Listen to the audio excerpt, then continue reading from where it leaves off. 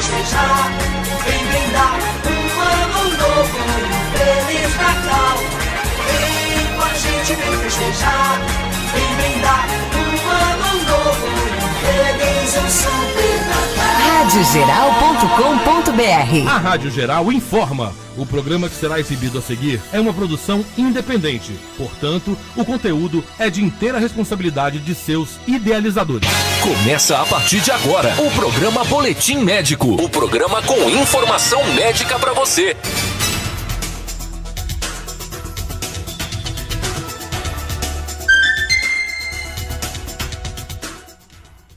Boa noite a todos, boa noite, web ouvintes, boa noite, doutora Patrícia, boa noite, raças.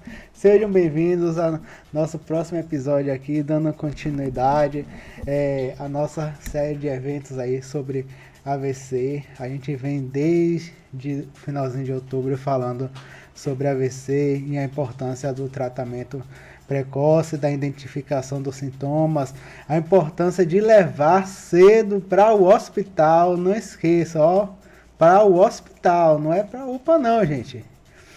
Lembrando, a gente estava falando aqui já nos bastidores, infelizmente já está chegando ao final do ano, então essa é nossa última sessão do ano, então a gente vai trazer uma novidade, uma convidada super especial para encerrar nosso ano, que é a doutora Patrícia, e é fonoaudióloga, e ela vai encerrar com chave de ouro, que é a última abordagem do tratamento do AVC, que é um dos tratamentos mais importantes no atendimento do AVC, que vai desde o atendimento da fase inicial até a reabilitação e pode perdurar até o final da vida do paciente, a depender da evolução do paciente, que é a fonoaudiologia, que vai tratar de muitos transtornos do paciente. Então, basicamente, o paciente, quando ele chega no hospital, ele pode ter um transtorno da fala, então ele fica falando arrastado, com dificuldade, uma fala emplastada, uma fala com dificuldade de falar. Esse problema de fala, nós neurologistas costumamos falar, nomeá-la de disartria. Eu trago o termo técnico aqui para trazer para o nosso público, sim, esse conhecimento científico, doutora Patrícia, para eles ficarem cientes mesmo. E aí o que é que acontece? Esse tipo de alteração de fala, com o passar do tempo, pode melhorar, mas precisa de exercícios, e a fono aqui ela vai trazer um trabalho para a reabilitação. O paciente também, na fase do AVC, pode ter, a depender da região que acomete, ou qualquer lugar que acometa o cérebro, o paciente pode ter déficit de deglutição. Tem áreas específicas, óbvio, como áreas no tronco, áreas que acometem a língua, que o paciente pode ter uma déficit de deglutição, que é a incapacidade de engolir. Aí o paciente vai ter um problema chamado disfagia, que é a dificuldade de engolir os alimentos, que pode ser disfagia para a língua, ou para líquidos, ou para sólidos. E isso traz um risco importante para o paciente, porque ao invés do líquido ou do alimento ir para o estômago, que é onde deve ir, ele pode ir por pulmão. E ou quando mata logo no início, por sufocamento, pode matar aos poucos, por uma pneumonia que vai aparecendo, ou uma pneumonite química, ou uma pneumonite infecciosa, que esse alimento no pulmão pode aumentar o risco de infecção. Então, tem que ter muito cuidado. Essa avaliação da fonoaudióloga na emergência é muito importante. Então, você vê que a equipe que atende o paciente em um hospital próprio de AVC é uma equipe multidisciplinar. Não só temos um médico. Você vê que tem um enfermeiro que faz a triagem, tem um médico que avalia, determina o tratamento. Depois que determina o tratamento da fase aguda, tem um fisioterapeuta que já faz o tratamento da fisioterapia. Eu venho abordando isso sempre nas séries, desde o início da série. Então, sempre o fisioterapeuta na fase inicial já faz o tratamento. E o fisioterapeuta e o fonoaudiólogo também. Ele vem avaliar o paciente, ver se tem alguma alteração de fala, ver se tem alguma alteração de deglutição. Porque o paciente na fase inicial, ele já pode sim engolir alimento, beber água, a depender da sua condição clínica. E tem um outro problemazinho que o paciente pode desenvolver, que é uma alteração de linguagem, que é diferente da alteração de fala, que é a incapacidade de compreensão, de entender o que é falado ou de se expressar, que é também, a depender da localização do AVC também, o paciente pode ter essa dificuldade, que é um problema que tanto o neurologista quanto a fono vai avaliar e vai ajudar o paciente a se recuperar. Então vocês estão vendo a importância do fonoaudiólogo na reabilitação e na recuperação do paciente do AVC. Então vamos, a partir de hoje, conversar com a doutora Patrícia e vamos ver as estratégias que ela usa na recuperação do AVC. Doutora Patrícia é uma colega minha que trabalha no hospital junto nesse atendimento do AVC. É um excelente profissional. Os pacientes têm um ótimo resultado com o tratamento com ela. É uma pessoa que eu confio bastante. Por isso que eu trouxe aqui, pelo excelente trabalho dela. E eu confio muito, doutora Patrícia. Gosto muito de trabalhar com você. Então, eu gostaria que você falasse aqui com nossos web ouvintes sobre esse atendimento aí do paciente, explicasse um pouquinho sobre esses problemas que o paciente tem na fase inicial e como esse trabalho da fonoaudiologia. Infelizmente, nossa cidade ainda não tem esse centro de AVC tão almejado por nós neurologistas, né? Infelizmente, o paciente aqui na nossa cidade fica um pouco desassistido, mas com fé em Deus, a gente vai ter um centro de AVC em que a gente vai poder atender com dignidade esses pacientes. Porque AVC é a segunda doença que mais causa mortalidade no mundo e como Feira de Santana não vai ser diferente, não é verdade? Verdade. Boa noite aos ouvintes da Rádio Geral, boa noite, doutor Jamilo.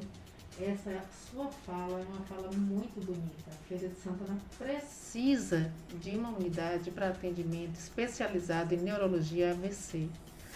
O AVC é necessário que, ao ser diagnosticado, ao ter os primeiros sintomas, a velocidade da introdução do tratamento é fundamental para a diminuição de sequelas.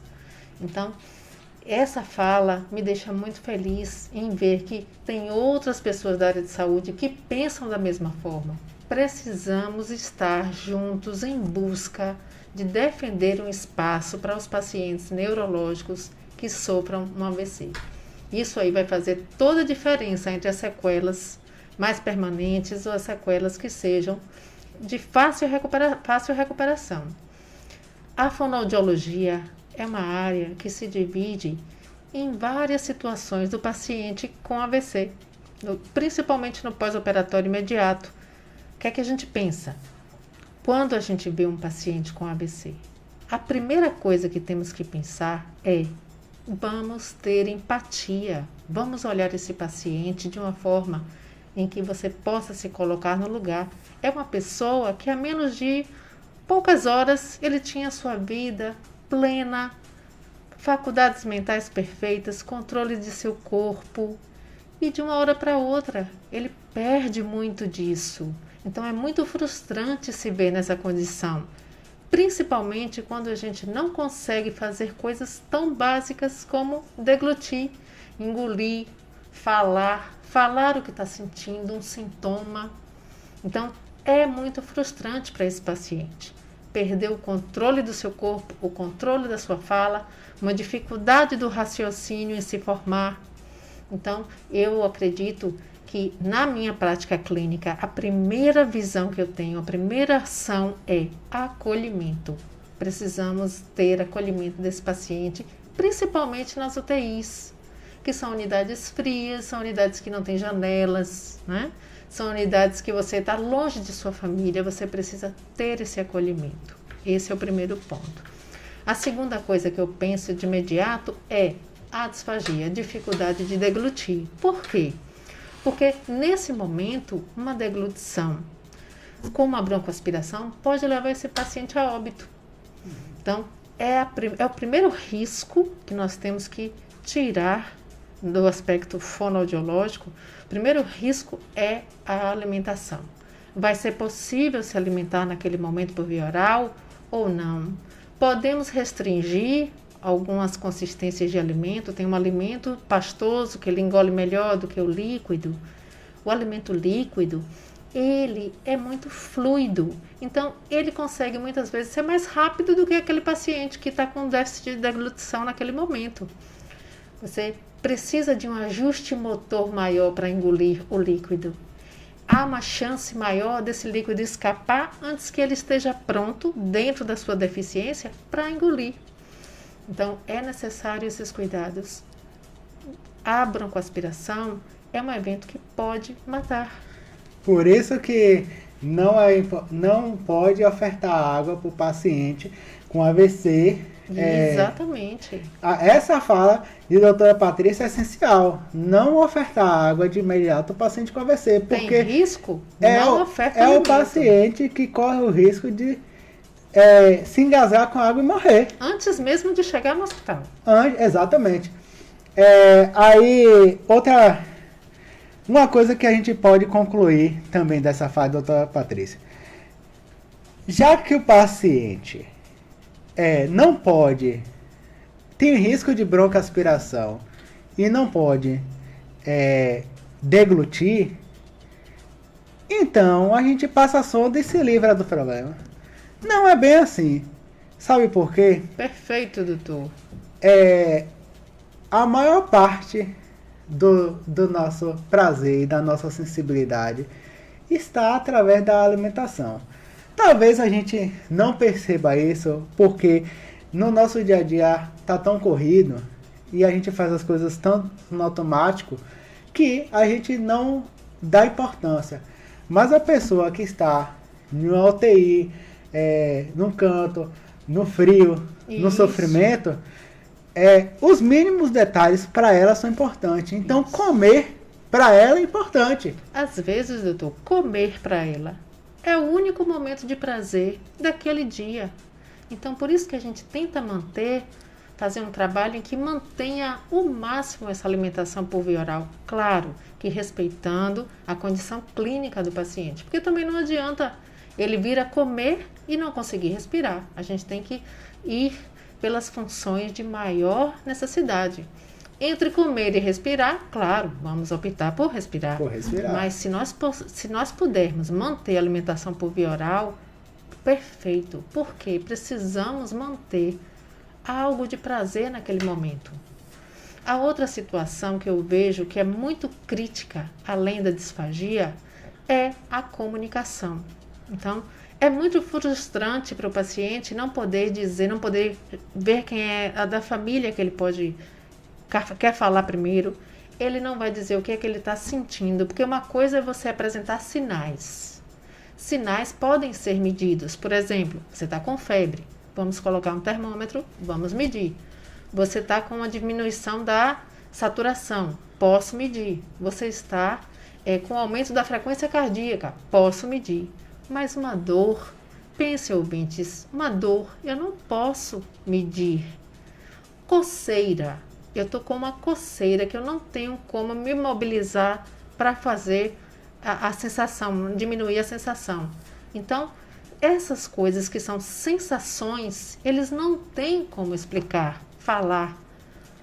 A dor é o que mais me chama a atenção. Então, hoje, nas UTIs que eu trabalho, nas unidades que eu trabalho, eu desenvolvi uma cartilha de comunicação aumentativa. O que é isso? É uma cartilha que o paciente, claro, de posse de sua cognição, ele pode fazer frases pequenas, ele pode utilizar de símbolos para dizer o que ele está sentindo, o que é que ele deseja, se é fome, se é sede, se ele quer que troque a fralda dele, se ele está sentindo dor, em que intensidade, em que local. E isso é de extrema importância, é dar voz a quem não pode falar. Nesse momento isso é fundamental. Então, essas cartilhas, claro, só vão poder ser apresentadas aos pacientes que mantiveram a sua cognição preservada depois do AVC e que podem fazer um apontamento. Porque se observa, na maioria dos casos, que um lado do corpo, ele fica plégico, ele fica mais paralisado, ele perde mais a sensibilidade, porém o outro, ele consegue mover, mesmo que com mais dificuldade. Então, nós nos aproveitando dessa condição, mantemos a comunicação dessa forma. Essa é uma estratégia que temos usado e temos tido sucesso. Tirar do mutismo quem fez um AVC e apresentou que sinal? A afasia, né? Então, nós falamos já da questão da deglutição, a disfagia, que é a dificuldade de engolir. Vamos falar de afasia, porque a afasia acomete muitos pacientes pós-AVC. A depender do laudo do exame, eu já sei o que esperar da linguagem daquele paciente, se ela vai ser afetada ou não. E às vezes também, ao observar os sinais que o paciente está me dando, as sequelas, eu já posso mensurar mais ou menos qual é a topografia daquela lesão. O que a gente não pode fazer é saber a extensão dela. Então, esses pacientes, eles cursam com essa dificuldade de comunicação, de linguagem, que pode ser dividida didaticamente em 3. Elas têm maiores divisões, mas em 3. A gente pode pensar na afasia de Broca, que é uma afasia motora. É uma afasia em que o seu cognitivo está preservado, porém o seu cérebro dá uma ordem a seu lábio, língua, bochecha, vozeamento, e ele não corresponde. Ele não consegue fazer nomeação, ele não consegue fazer fala, por mais que ele tente. Mas ele sabe qual é o discurso dele, ele sabe o que ele quer falar. O outro caso é uma afasia sensorial, é Wernicke. O que é que acontece? Ele pode ter até uma fala fluente, mas completamente desconexa. O gato azul, céu, amanhã. Essa é uma fala de Wernicke. Para ele, pode estar fazendo sentido. É uma fala fluente, mas ela não tem nexo. E a fala do interlocutor, muitas vezes não vai ser compreendida também. E temos a afasia mista, que é a afasia que tem um componente motor e também tem um componente sensorial. Temos mais afasias, mas seria, doutor, um momento só para elas. Porque temos muitas falas sobre ela. Então, esse curso da afasia, eu noto que os pacientes, eles começam a se acomodar com essa sequela, quando você poderia ter um avanço. Uma qualidade de vida melhor. Poder se comunicar hoje é o que nos difere dos demais animais, né? A capacidade de raciocínio, a capacidade de articulação de fala, a capacidade de comunicação. Então, você hoje ter a sua ideia e poder comunicar ao outro é uma coisa que nos faz humano. Como negligenciar isso? É preciso tratamento fonoaudiológico e há avanços. É um tratamento não medicamentoso, mas um tratamento que é necessário ser repetido diariamente. Fonoterapia não é para fazer uma vez por semana. Fonoterapia é para você fazer todos os dias, porque é assim que você vai ter evolução. É igual você passar. Eu digo que para convencer os meus pacientes, eu digo, fonoterapia é igual você caminhar em um mato alto. Você vai passar a primeira vez, olha para trás, o mato levantou novamente. Você tem que fazer esse caminho várias vezes para fazer uma trilha. E essa trilha são as sinapses que você está construindo, são os novos caminhos que seu cérebro está fazendo para te dar novamente aquela função. Porque aquela área que o AVC ocorreu, você não pode mais contar com ela. As áreas adjacentes, elas vão se movimentando. Esses são os critérios, são as bases da neuroplasticidade. Nós temos isso a nosso favor. Por que não usar? Então, você que tem seu doente, que teve um AVC, que tem uma fala comprometida, não aceite essa sequela sem lutar, sem buscar tratamento. Ô, Patrícia, se eles verem o tanto de paciente que a gente tem com AVCs extenso e que hoje tem uma vida autônoma. Nossa! Né? São pacientes que se dedicaram, eles quiseram melhorar. Então, assim, se o AVC, o paciente que destruiu grande parte do cérebro, tem uma vida autônoma e conseguiram, imagine os pacientes que teve um AVC pequeno. Exatamente. Então, tudo é questão de poder. Exato. Então, por que não usar do que temos a nosso favor? Se nós já temos o não, vamos em busca do sim. A neuroplasticidade existe, é comprovada cientificamente. Os exames de ressonância magnética funcional mostram isso claramente, né? Então, a gente pode conseguir uma boa evolução da fala, sim, se a gente tiver, claro, apoio familiar, desejo do paciente. Noto muitos pacientes deprimidos após o AVC. Perderam suas funções, o chefe de família que perdeu sua autonomia, né?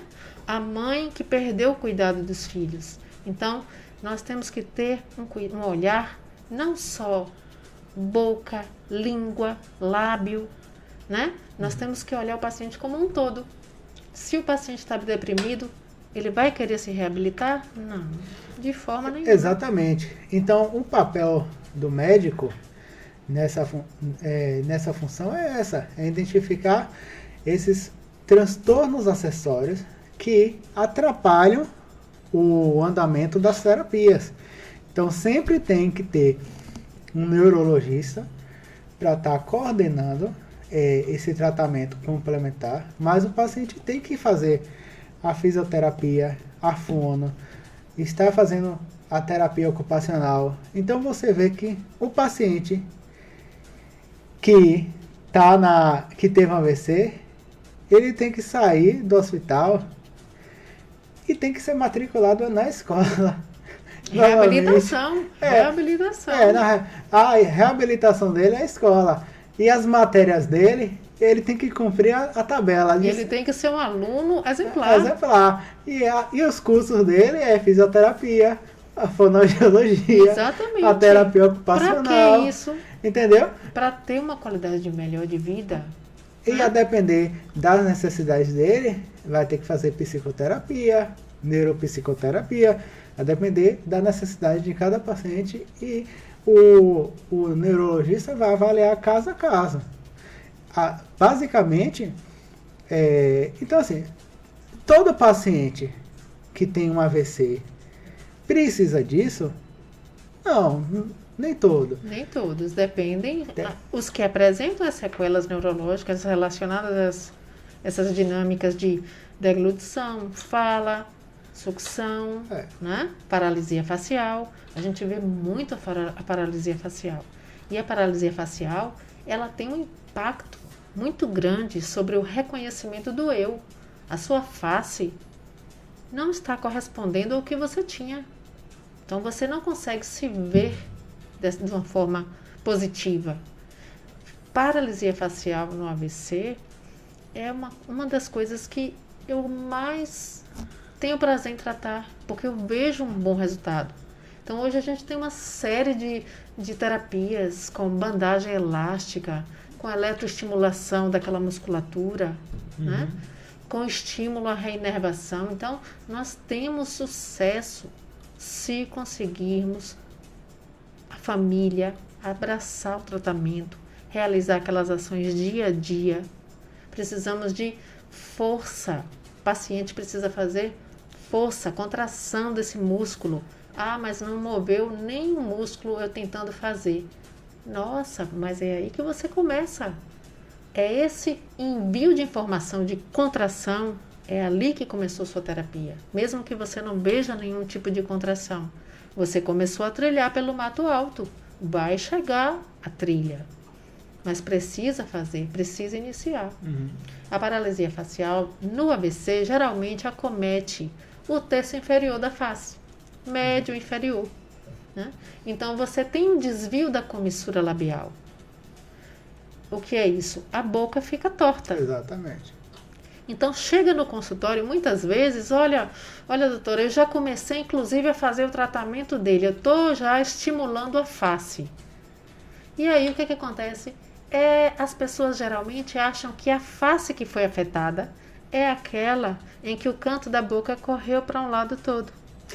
Aquele é o lado bom. Exatamente. Então você está estimulando um lado que está sadio. Então nós temos que pensar que a nossa face, ela tem 2 elásticos. Se um soltar, o outro, a face vai correr toda para o elástico que está bom. Exatamente. A gente tem que sempre pensar nisso.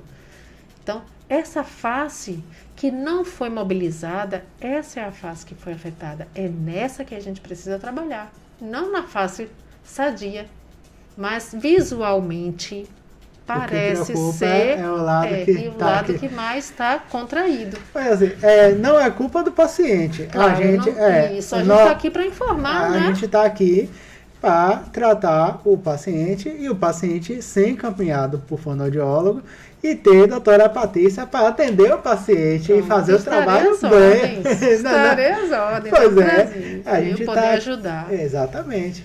Outra situação que eu noto ainda no AVC, doutor Jamilo pode me dizer muito bem sobre isso, é a questão da disartria, que é facilmente confundida com afasia. Sim, né? com Principalmente certeza. a afasia de Broca, a afasia motora. Então, na disartria, a gente pode inclusive ter até 2 tipos. Uma pode ser flácida, o paciente apresenta uma fala como se fosse uma fala de um paciente até alcoolizado. Nota Exatamente. isso?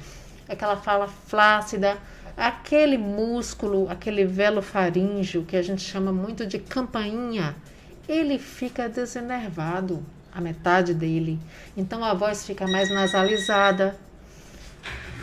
Esse tipo de alteração, ela tem impacto tanto na fala, porque se for uma disartria acentuada, ela impede uma fala compreensível, como na deglutição, porque nós temos vários esfíncteres, nós temos várias situações, boca,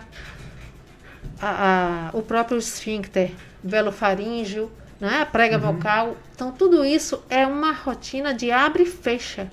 Então, se essa musculatura não abre e fecha adequadamente, E de forma sincrônica. Isso, e o alimento vai refluir pelo nariz, porque ele não conseguiu fazer uma coaptação ali, fechar aquele local, né?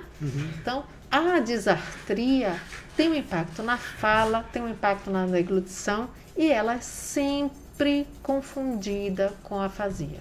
E é um processo totalmente diferente. Ela pode também vir a ser espástica. Exatamente. E fazer aquela voz estrangulada, né? Mas essa característica eu noto mais nos pacientes com traumatismo craniano.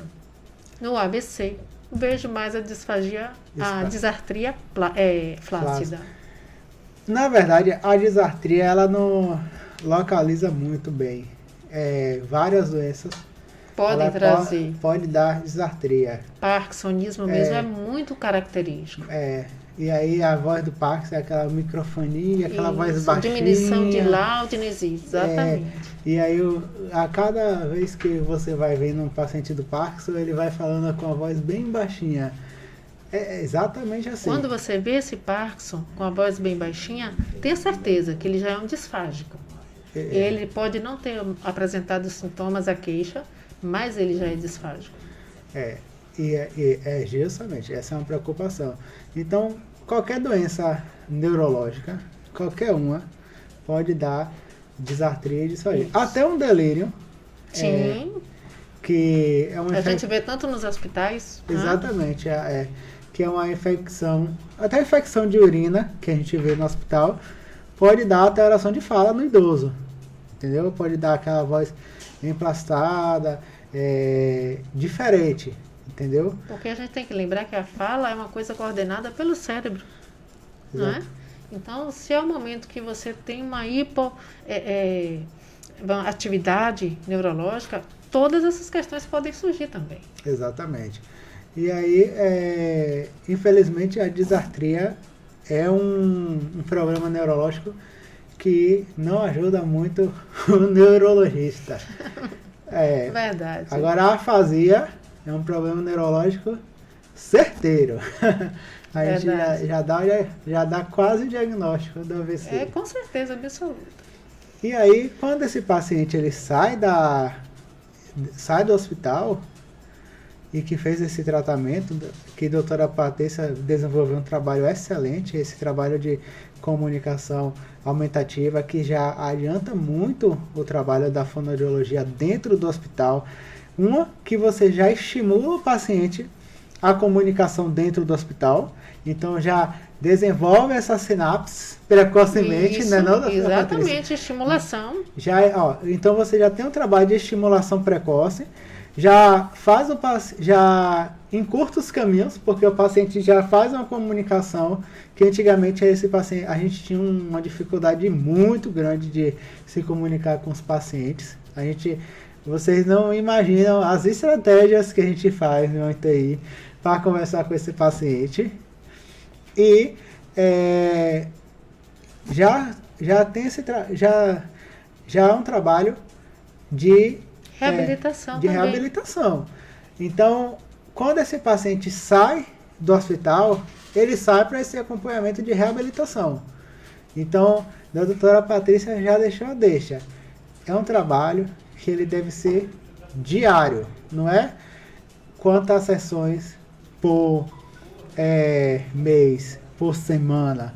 É um trabalho que é todo dia. Você tem que ter o acompanhamento e saber que você vai para casa com ações que têm que ser feitas continuamente. E final de semana, doutora Patrícia, o paciente faz como? Não, ele vai sair com ações direcionadas pelo fonoaudiólogo para ele repetir em casa. Uhum. Entende? Então ele vai sair com estratégias que ele vai repetir, vai elencar uma pessoa da família que vai acompanhar ele naquele momento. Entendi. De contração de músculo, de tentativa da fala, com que uso de estratégia. Muitos pacientes cursam com apraxia, que a apraxia pode ser em várias situações, inclusive entre você pegar uma chave do carro de cima de uma mesa e colocar do outro lado. Ele não saber por onde começar. Uhum. Mas a gente fala da apraxia verbal, né? É um paciente que ele pode falar, ele quer falar, acabei. Ele vai falar, abei. Ou ele vai falar, faltou, cabei. Então, essa programação motora da fala fica comprometida e também é facilmente confundida com afasia. Então, essas ações, quando ele sai da fonoaudiologia, ele sai com uma orientação. Olha, hoje você tem uma meta de você chegar a fazer 10 repetições de contração do seu músculo velofaríngeo através, por exemplo, do sopro. Um exemplo. Então, a gente tem vários tipos de incentivadores respiratórios que vão fazer com que ele faça um sopro mais forte, e esse sopro vai contrair quem? O músculo velofaríngeo, porque para ele soprar, ele vai ter que contrair, encostar lá atrás e evitar que esse ar escape pelo nariz, saia todo pela boca. Então aí eu já sei o que? Eu estou trabalhando diretamente o músculo que está paralisado, entende? Então, ele, fora da presença do fonoaudiólogo, ele vai ter que fazer várias vezes aquela ação que é reabilitadora. Entendi. Então, a doutora Patrícia já chamou a atenção de um outro problema neurológico aí, que os ouvintes que estão atentos, para os ouvintes que estão atentos, já sabem. A apraxia é uma dificuldade de realização de tarefas complexas. Então, você tem a apraxia ideomotora, que é uma apraxia clássica na neurologia. Você pensa em pentear o cabelo, mas você não consegue pegar... Você não sabe como começar. Você não sabe que... Para você pentear o cabelo, você tem que ir lá pegar o pente, executar o comando de pegar o pente e direcionar o seu cabelo e fazer o movimento de pentear o cabelo. Isso a gente acha que é simples, mas não é. É um trabalho neurológico complexo. Extremamente complexo. A gente vê Nosso corpo é lindo. Exatamente. O cérebro é encantador. A gente vê as apraxias muito nas demências, porque são os estágios mais terminais da demência, que o paciente vai perdendo as capacidades de desenvolver as disfunções de estar trabalhando no dia a dia. Essas disfunções cognitivas vão sendo perdidas e o paciente vai ficando recluso dentro de casa. E o que é que acontece?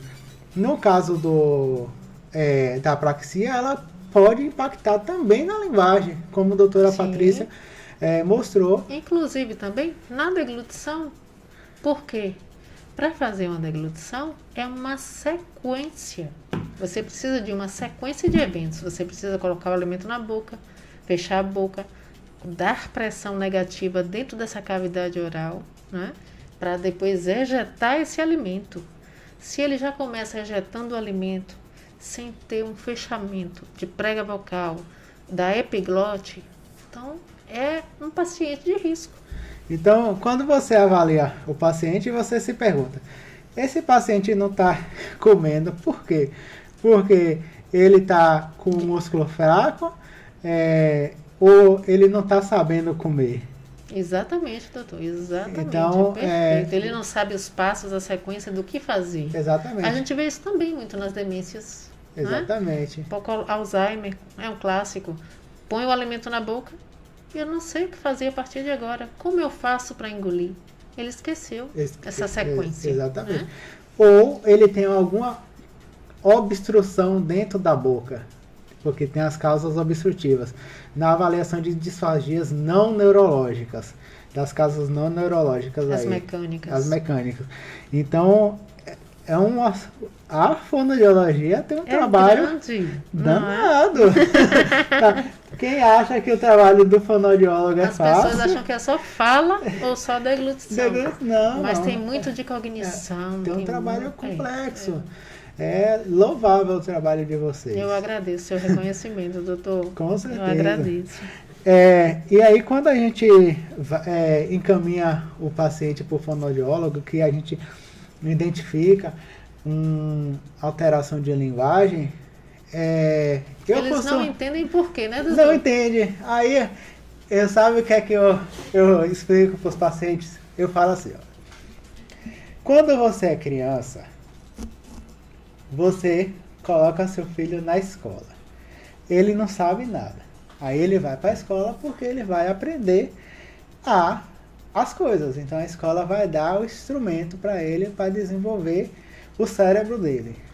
Pronto. Quando você tem um AVC, pense que aquela biblioteca que você tem ali pegou fogo. Perdeu algumas habilidades importantes. Perdeu os livros. E agora, o que é que acontece? Você vai reconstruir sua biblioteca. Só que você não vai botar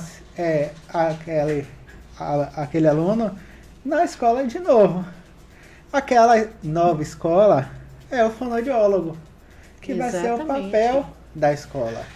O fonoaudiólogo vai trazer estratégias, porque vai ser um trabalho diferenciado.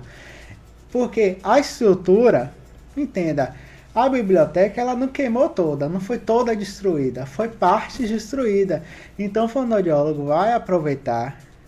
Identificar o que não tem e partir dali. Exatamente. Aquela estrutura que está parcialmente queimada, vai limpar e vai reconstruir.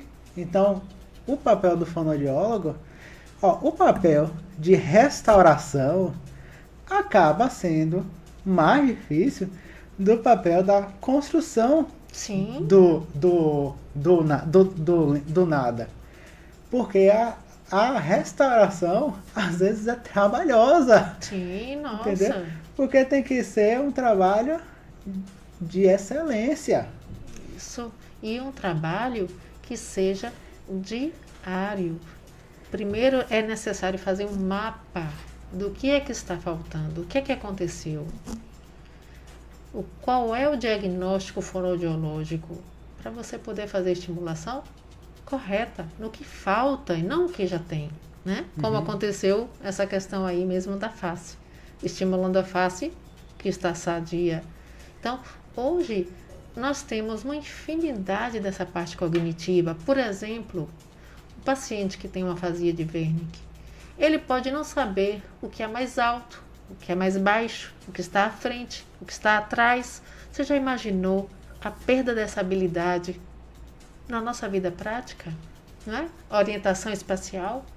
Então, isso é um exemplo do que a gente pode mensurar sobre lateralidade, né? Sobre você ter condição do que é saber o que é estreito, o que é largo, o que é comprido, o que é curto. Olha quantos conceitos você perde a depender da topografia da lesão.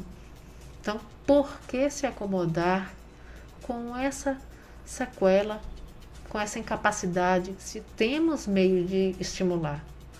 Eu costumo dizer, eu posso me acostumar com algo ruim se antes eu já tentei todos os caminhos para melhorar. Se aquilo realmente não tiver jeito, que a gente sabe que tem pacientes que, a depender da extensão da topografia da lesão, são pacientes que geralmente, os maiores, podem vir nem acordar, não é verdade, doutor? Exatamente. Claro que nós temos que entender, limites terapêuticos existem, né? Com certeza. A gente não vai tentar uma coisa que você vê que realmente chegou um momento que não há como estimular, mas são casos raros.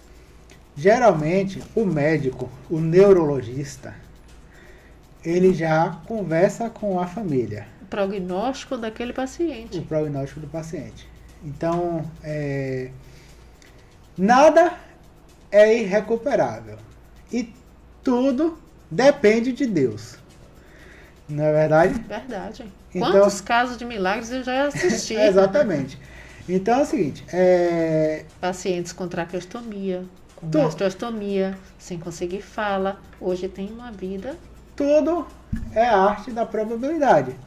Um paciente com a lesão extensa, ele pode sobreviver e pode se dar bem, como não pode, entendeu? Como pode seguir a ordem natural dos fatos. Isso. E pode vir a falecer. E a topografia dessa lesão também é importante. Por exemplo, uma lesão extensa em tronco encefálico, a gente sabe que tem um diagnóstico muito reservado. Muito reservado. Né? Mas o que é que acontece? Quando o médico chega para a família, não é para desenganar. A gente geralmente... Sempre é verdade, do que se tem cientificamente falando. A gente conversa baseado em evidências, porque uma lesão extensa, ela sempre tem um prognóstico desfavorável e fala sempre contra o paciente. Entendeu? Não é que a gente vai limitar a terapêutica do paciente, a gente vai sempre fazer tudo pelo nosso paciente, tudo que tiver ao nosso alcance. Exato. Vai continuar fazendo a fonoaudiologia, vai fazendo a fisioterapia, tudo isso a gente vai continuar fazendo. Eu atendi recentemente uma paciente de home care que tem uma demência de grau avançadíssimo e nem por isso eu deixei de manter toda a terapêutica que a gente vem mantendo para ela. Entendeu? Porque o importante é a gente manter o conforto da paciente, Isso. Manter a paciente sem dor, manter a paciente confortável e livre dos problemas neurológicos que ela As vinha tendo. consequências. Entendeu? Mas a gente entende o seguinte. Um caso desse, por exemplo, a gente pode pensar num paciente que fez um AVC e está traqueostomizado. Vai Exato. deixar de estimular esse paciente? Não. Não. A gente com quer que ele certeza. engula a saliva para que essa saliva seja dirigida diretamente para onde? Para o estômago e não para o pulmão. Para Exatamente. evitar uma pneumonia aspirativa. A gente vai dar esse estímulo para ele. Mas a gente tem que conversar com a família para a família estar ciente dos riscos desse paciente. Então esse é o trabalho tanto do médico, tanto do fonoaudiólogo, tanto do fisioterapeuta. É um trabalho multiprofissional. Nós não é uma responsabilidade só do médico. É uma responsabilidade da equipe de conversar com a família. Tanto que nesses casos A promoção de saúde é de É, todos. Tratamento é de toda a todos. equipe vai e conversa com a família. E a família, quando vê toda a equipe reunida, se sente acolhida. Sim, Entendeu? nossa, isso. Cada um dentro dos seus aspectos, né? E buscando um todo que é a melhora do Exatamente. paciente. Verdade. Não é culpa de ninguém que o paciente teve um AVC. É um infortúnio, entendeu? Sim, Então, nosso papel é prestar o melhor atendimento ao paciente no AVC. E nosso papel como profissional aqui é dar a informação adequada para o paciente evitar de ter um AVC. isso. O melhor tratamento do AVC é trabalhar na prevenção. É a atenção primária. Atenção primária, exatamente. Porque a gente vem falando a semana toda, olha, já vem quase 2 meses falando sobre AVC. Isso é maravilhoso. Exato. Isso é um serviço à sociedade. Incrível. Vocês estão de parabéns. Obrigado. Estão de parabéns. Porque vocês podem ter ganhado várias pessoas para parar, pensar o que eu posso fazer para melhorar a minha saúde. Eu estou dentro do grupo de risco ou não? Como faço para sair desse grupo de risco? Isso é vida. Exatamente. E aí é o que a gente vem batendo na tecla. Porque assim, depois que o AVC se instala, são problemas e problemas que a gente vem que resolver. Entendeu? Então você já tem fonoaudiologia que tem que fazer, já tem fisioterapia que tem que fazer, já tem terapia ocupacional que tem que fazer. Que é fantástico para reabilitação, terapia ocupacional. Exato. Então você vê, o paciente ele não vai ficar desassistido. Ele vai ser abraçado. E isso também é acolhimento, né? Ele vai ser abraçado. Tem tratamento. E a gente, Vinícius mesmo, tem Vinícius, excelente profissional. todo Vinícius tem muitos resultados positivos. positivos. Sabe? Encantador o trabalho dele. Com certeza. E aí você vê, resultados bons nós temos. Basta Dedicação. paciente. Mas assim, Dedicação, parceria, né? quando eu saí aqui da sessão, a primeira coisa que eu perguntei a Vinícius: Ô Vinícius, seja sincero comigo. Fora dos bastidores. Agora que Vinícius está aqui, eu revelo. Se o paciente não quiser fazer a sessão da fisioterapia, você faz como? Para convencer. Mas é isso, porque você tem que fazer um trabalho. Principalmente os idosos, a gente sofre muito com isso. Sabe? Patrícia. Porque hoje a nossa cultura é o quê, doutor? A nossa cultura é: quero um comprimido para resolver o problema. E a gente sabe que nesse campo de reabilitação não é o tratamento medicamentoso que vai reabilitar aquelas questões. Claro, temos que manter o tratamento medicamentoso? Sim, fundamental. Mas essas bases de neuroplasticidade, a repetição do treinamento, a repetição da ação faz muito. Então eles querem um comprimido para voltar a falar imediatamente. É isso que eles me pedem. Você não sabe o que é que eles me pedem nos bastidores. Meu Deus, vamos falar então depois dos bastidores. Pois é. Patrícia, a gente tá chegando ao fim. E como a gente sempre virou de praxe, né? Porque a gente tá vivendo esse momento muito preocupante. Eu acho que eu vou deixar até a Patrícia falar, que é nossa convidada especial. E essa sessão foi brilhantíssima, não podia ser doutor, melhor. Muito obrigada, doutor. Entendeu? Mas o senhor é perfeito, gosto muito do seu trabalho, sabe? Lhe acompanho de perto e você sabe disso. Eu que agradeço. E eu fico muito envaidecida de hoje fazer parte do elenco aqui da Rádio Geral, nesse momento aí de AVC, as discussões de AVC. E aí, o que eu quero trazer por último para vocês é: os pacientes que tiveram AVC são pacientes expostos a comorbidades agora nesse período Covid. Se protejam, usem máscara, lavem as mãos, prefiram o álcool líquido do que o álcool gel, porque depois o álcool gel, depois de você passar um tempo, some o álcool, fica o gel e se torna uma esponja, né? Ele se torna esponja, fica só o gel grudado na sua mão. Então, prefira lavar suas mãos se você está em casa. Evite.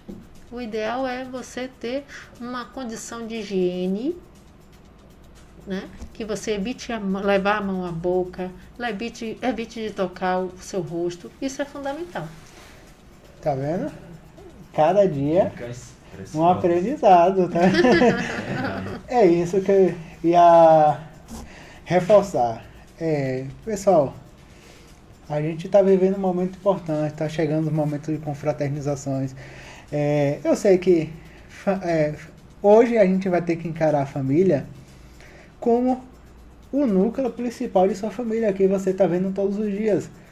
Família é isso, não é seu tio distante, sua tia distante. Porque esse seu tio distante, sua tia distante, é aquele membro familiar que pode estar com a infecção do coronavírus e pode trazer a infecção para dentro do seu núcleo familiar próximo. Infelizmente, hoje o Natal vai ser o seu Natal particular. Isso, é o momento de reaprender. Exatamente. Hoje a pandemia trouxe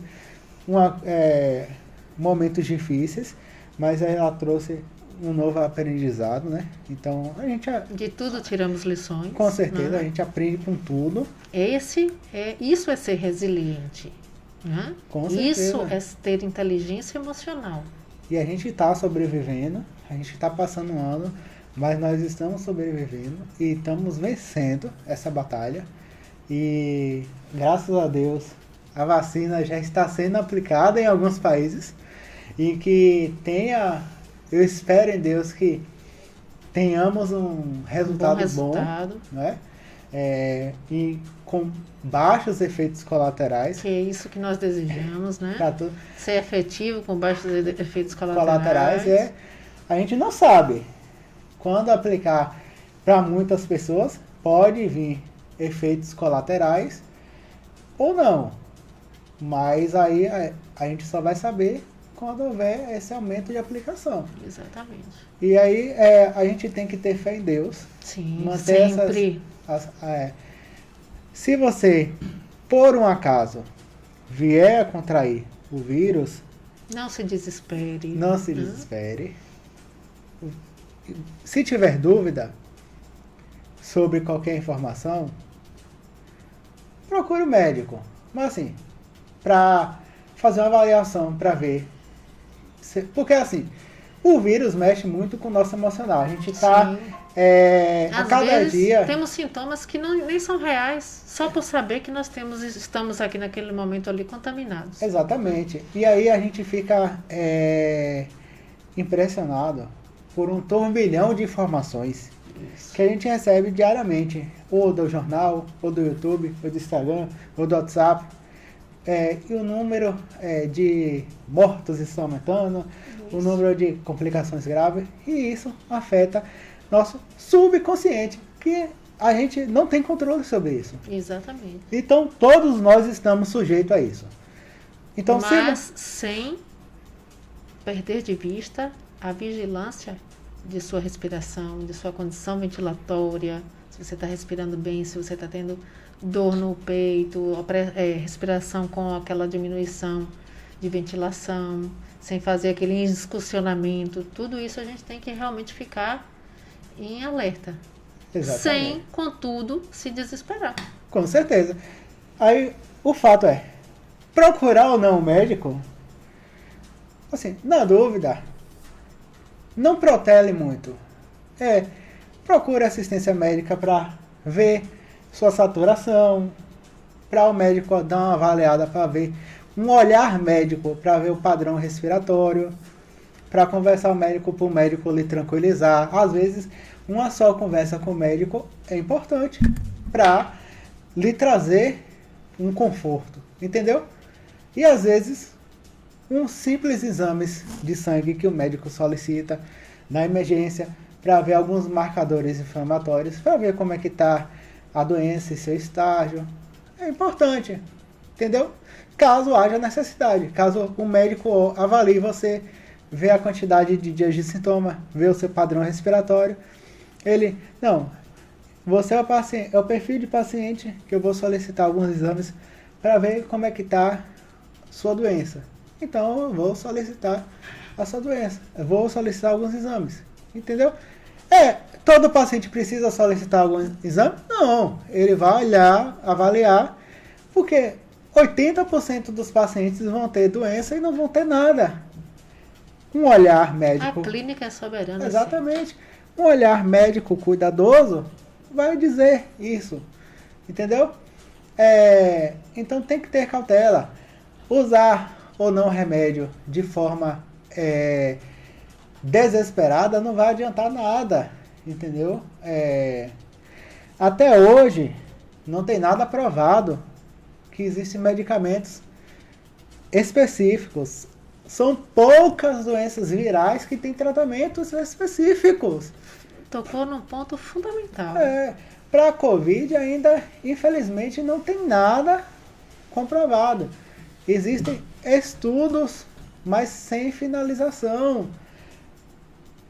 Remédio A, remédio B,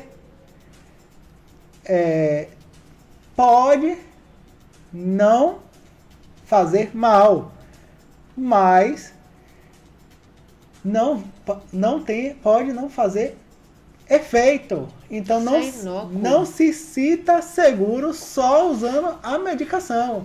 Então o que realmente protege é em um ambiente aglomerado o uso de máscara e o aumento de frequência de lavagem de mãos e o uso de álcool. É só isso. Essas são as medidas preventivas. A gente vem sempre batendo na tecla no AVC e agora no Covid, as medidas preventivas. E eu gostaria de aproveitar esses últimos minutos, já que a gente não vai ter mais sessão próxima semana, nem no final do ano, a gente está encerrando, a gente vai aproveitar e fazer uma oração aqui, né? Para encerrar o ano, desejando paz e um feliz ano novo a todos. Saúde, que a gente possa nesse momento fazer uma consulta a si mesmo, né? E buscar no que é que nós podemos melhorar em relação a ser muito mais do que ter. Vamos pensar, vamos pesquisar sobre o que é a corrida dos ratos. Vamos fugir do só ter. Vamos buscar mais ser. Isso é muito importante. Esse ano me trouxe muitas reflexões a respeito do que é que nós precisamos para ser felizes. Com e certeza. eu busquei resposta em que as minhas relações de amor com os outros e o poder cuidar do outro é o que me faz feliz. Então a gente tem que fazer essa autoanálise. Esse é o momento da gente fazer isso. Eu desejo que vocês todos possam aderir a essa consulta a si mesmo. Tá vendo? Vale a pena. Então, nesse ano, mais amor, mais paz, mais união e Saúde, mais muita saúde. E entre aspas, distanciamento por enquanto.